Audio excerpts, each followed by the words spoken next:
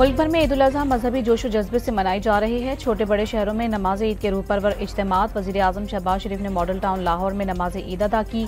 वज़ीर आज़म ने नमाज के बाद शहरियों से ईद मिली। गवर्नर सिंध और MKM के सरबराह खालिद मकबूल सिद्दीकी ने गवर्नर हाउस में ईद उल अज़हा की नमाज अदा की। गवर्नर पंजाब ने बादशाही मस्जिद लाहौर और गवर्नर खैबर पख्तूनख्वा ने DI खान में ईद की नमाज पढ़ी।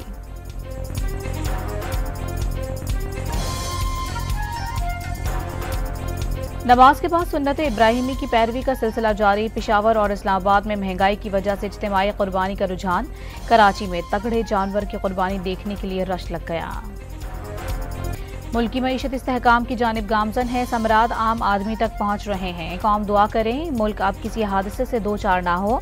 वज़ीर आज़म के मुशीर राना सनाउल्लाह की गुफ्तगू। गवर्नर सिंध ने इस्लामी ममालिक को मुल्क में सरमायाकारी की दावत दे दी। मुल्क ने दुरुस्त समत की जानिब सफ़र शुरू कर दिया। खालिद मकबूल सिद्दीकी की गुफ्तगू। PTI को पहले अपनी गलतियों पर माफी मांगनी चाहिए, फिर आगे चले। पीपल्स पार्टी विफाक को अपने तहफ़्फ़ुज़ात से आगाह कर रही है। वज़ीर इत्तलात सिंध शर्जील इनाम मेमन की गुफ्तगू।